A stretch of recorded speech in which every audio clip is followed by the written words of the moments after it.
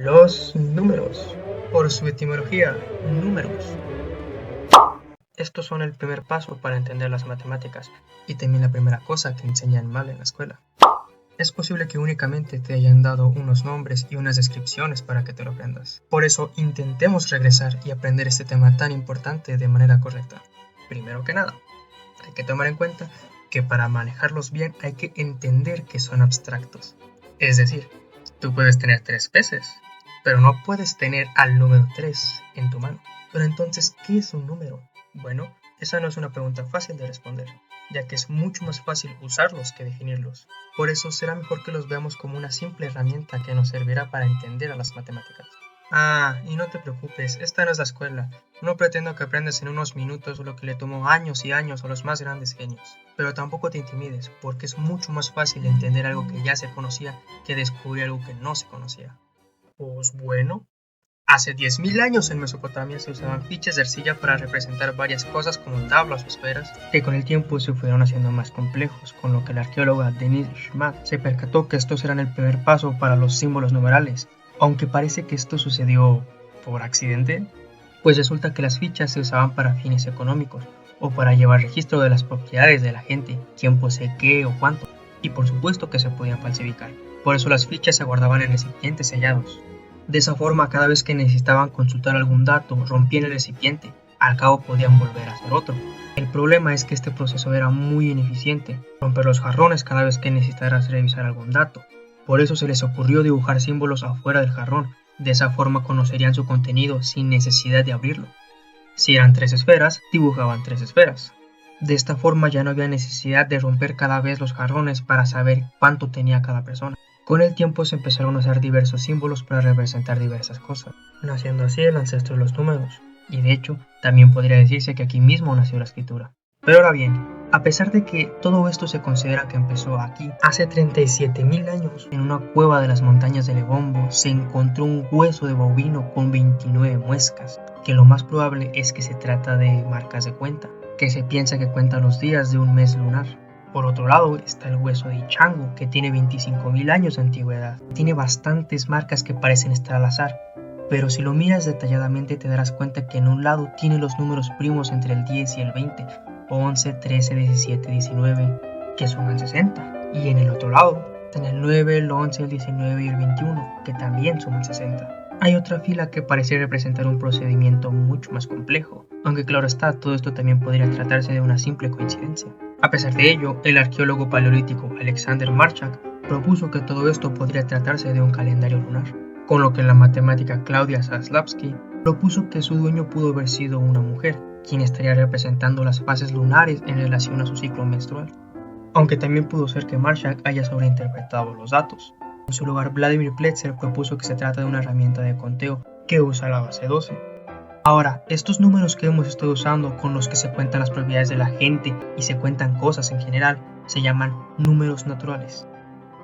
Con el paso del tiempo y el descubrimiento de la agricultura, Mesopotamia se terminó dividiendo en ciudades-estado, y los primitivos símbolos que se usaban en las tablillas fueron cambiando con el paso del tiempo. Alrededor del 3000 a.C., los sumerios desarrollaron la escritura cuneiforme. Gracias a cientos de tablillas encontradas, se sabe que los babilonios eran astrónomos expertos y que también sabían de matemáticas. Su sistema numérico era en base 60, sexagesimal, es decir que donde para nosotros 555 sería 5 por 10 por 10, más 5 por 10 más 5, para ellos sería 5 por 60 por 60 más 5 por 60 más 5. Entonces 555 para nosotros vale esa misma cantidad, pero para ellos sería 18.305.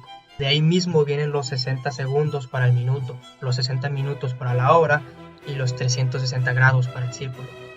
Luego están los babilonios, que utilizaban el punto y coma como nosotros utilizamos el punto decimal, lo que utilizaban en sus cálculos astronómicos, es decir que tenían una gran precisión y que también conocían los números racionales, que son eso que se encuentra entre los números que ya conocemos, ya sabes, para representar 3 manzanas y media, por ejemplo. En el 3150 a.C. y viajando más para el sur, surgió la civilización de Egipto a orillas del río Nilo. Ellos tenían un sistema numeral más parecido al de nosotros, en base a 10, solo que ellos para representar el número 30 ponían 3 veces el símbolo de 10. Entonces para representar el 333 serían 3 símbolos de 100, 3 símbolos de 10 y 3 símbolos de 1. El problema es que el sistema era muy ineficaz cuando se trataba de números fraccionarios. También tenían símbolos para fracciones determinadas, pero para representar alguna fracción tenía que ser una fracción compuesta, es decir, para representar 5 sextos tenía que ser un medio más un tercio.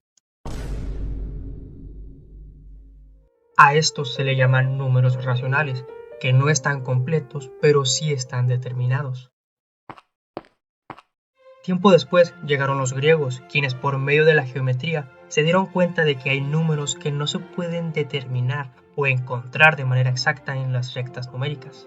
Más específicamente se le atribuye a Pitágoras y a su escuela, quienes por medio del teorema de Pitágoras se dieron cuenta que si formas un triángulo con catetos 1 y 1, no se puede determinar la longitud de la hipotenusa, raíz de 2. En las matemáticas hay otros números muy importantes que poseen esta misma peculiaridad, como el Euler o el pi. Lo particular de estos es que si intentaras representarlos con números, terminarías con una sucesión arbitraria de números sin fin.